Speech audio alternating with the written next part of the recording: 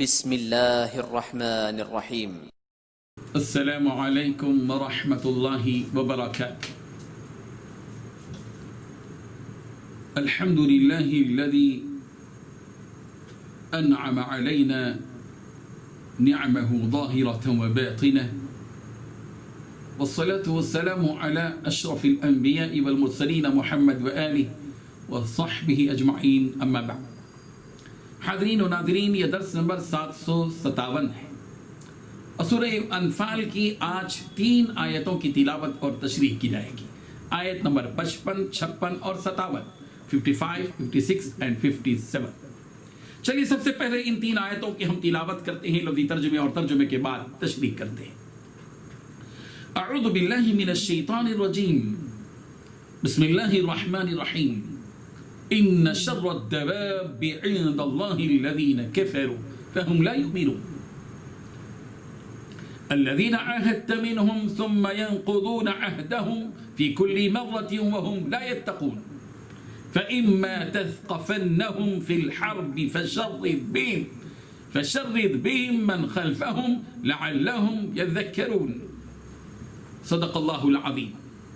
ان بشر شر بدترین الدواب زمین پر چلنے والے، عند اللہ اللہ کے نزدیک، الذین وہ لوگ ہیں جنہوں نے کفروا کفر کیا، وہم چنانچہ وہ لا یؤمنون ایمان نہیں لاتے، الذین وہ لوگ کہ عہد اپنے عہد باندھا منہم ان سے، ثم پھر ینقضون وہ توڑ دیتے ہیں عہدہم اپنا عہد، فی کل مرتین ہر مرتبہ، وہم اور وہ لا یتقون نہیں ڈرتے۔ فَإِمَّا لِهَذَا اگر تَثْقَفَنَّهُمْ آپ ان کو پائیں فی الحرب لڑائی میں، فَشَرِّدْ بِهِمْ تو بھگا دے ان کے ذریعے سے من ان لوگوں کو جو خلفہم ان کے پیچھے ہیں، لَعَلَّهُمْ تاکہ وہ يَذَّكَّرُونَ نصیحت پکڑیں۔ ترجمہ یوں ہے، جانداروں میں سب سے بدتر اللہ کے نزدیک وہ لوگ ہیں جو کافر ہیں، سو وہ ایمان نہیں لاتے۔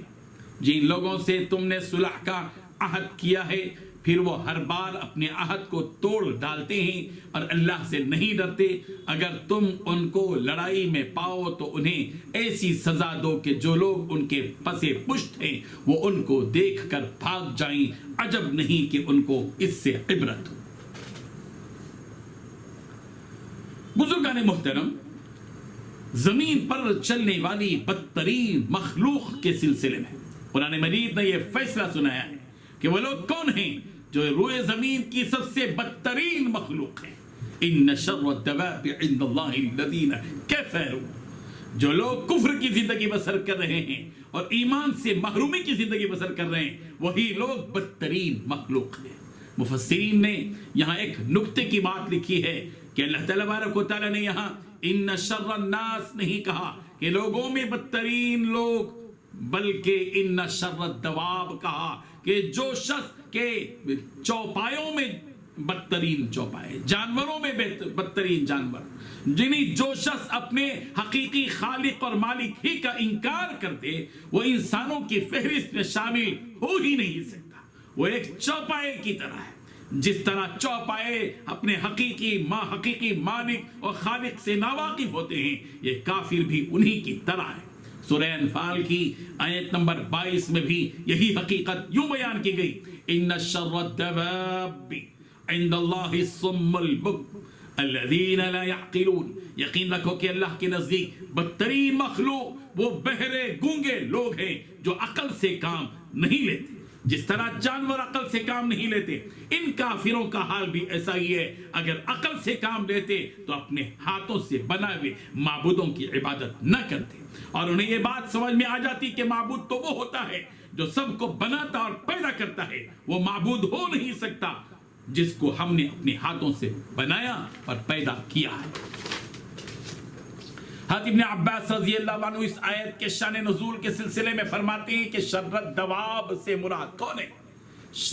شر دواب بدترین خلائق سے مراد بنو قریظہ کے لوگ ہیں، یہودیوں کا جو قبیلہ تھا وہ، جنہوں نے رسول رحمت صلی اللہ علیہ وسلم سے کیے ہوئے عہد کو توڑ ڈالا اور ہتھیاروں کے ذریعے جنگ بدر کے موقع پر کافروں کی مدد کی۔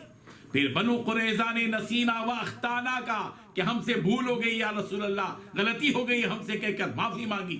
پھر دوسری مرتبہ بھی بنو قریظہ نے رسول رحمت صلی اللہ علیہ وسلم سے معاہدہ کیا اور اس دوسرے عہد کو بھی توڑ ڈالا، اور جنگ خندق کے موقع پر رسول اللہ صلی اللہ علیہ وسلم کے مقابلے میں کافروں کی طرف مائل ہو گئے، اور بنو قریظہ کے سردار کعب ابن اشرف نے مکہ پہنچ کر رسول رحمت صلی اللہ علیہ وسلم سے جنگ کے سلسلے میں کافروں سے ساز باز کی۔ یہودیوں کے قبیلے بنو قریظہ کو بدترین مخلوق اس لیے قرار دیا گیا کہ انہوں نے روئے زمین پر ایک تو کفر کیا اور اس کفر پر اصرار کیا اور مسلسل اسلام اور مسلمانوں سے بغض، عناد اور دشمنی رکھی، اور جس عہد و پیمان کو قسموں سے مضبوط کیا تھا اسی عہد و پیمان کو بنی قریظہ نے توڑنا ہے۔ ایسے بدترین لوگ اس آیت کے بھی مصداق ہیں، اولئک کالانعام بل ہم اضل اولئک هم الغافلون۔ سورہ اعراف کی آیت نمبر 179 میں فرمایا گیا یہ جانوروں کی طرح ہیں بلکہ اس سے بھی گئے گزرے ہیں اور یہی لوگ غافل ہیں۔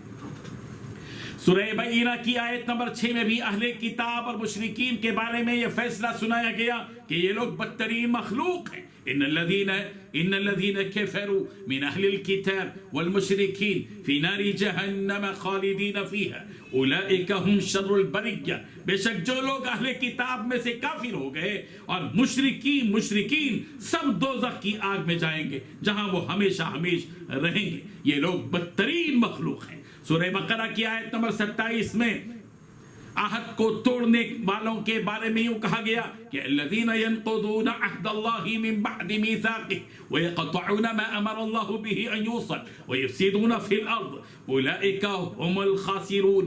جو لوگ اللہ تعالیٰ کے مضبوط عہد کو توڑ دیتے ہیں اور اللہ تبارک و تعالیٰ نے جن چیزوں کو جوڑنے کا حکم دیا انہیں کاٹتے اور توڑتے ہیں اور زمین میں فساد مچاتے ہیں، یہی لوگ نقصان اٹھانے والے ہیں۔ اللہ تبارک و تعالیٰ ہم سب کو ان آیتوں سے سبق حاصل کرنے کی توفیق عطا فرمائے اور کفر سے اور شرک سے اور ظلم سے اور عہد شکنی سے ہم سب کی حفاظت فرمائے، آمین۔ وآخر دعوانا ان الحمد للہ رب العالمین۔